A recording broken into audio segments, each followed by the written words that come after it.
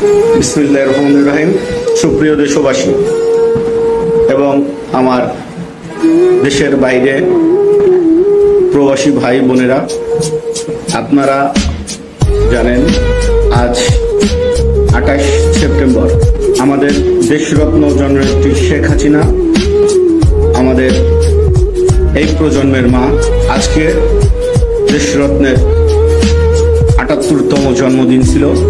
সেই জন্মদিনের শুভেচ্ছা বিনিময় সহ আমাদের বাংলাদেশের সকল সাধারণ জনগণ সহ সকল নেতাকর্মীর উদ্দেশ্যে আমাদের জননীর সালাম পাঠিয়েছেন। সকলকে সালাম জানিয়েছেন আপা এবং দেশের সার্বিক কল্যাণ কামনা করছেন। সেই সাথে আমাদের নেতাকর্মী আওয়ামী লীগের সহযোগী সংগঠন ও ভাতৃত্বপ্রতিম সংগঠনের সকল নেতাকর্মীকে ঐক্যবদ্ধ হওয়ার আহ্বান জানিয়েছেন।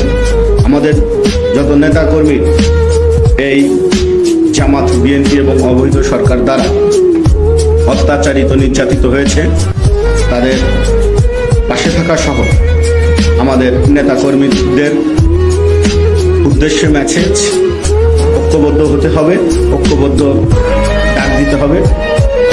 খুব অল্প সময়ের মধ্যে ইনশাল্লাহ এই আধার কেটে যাবে।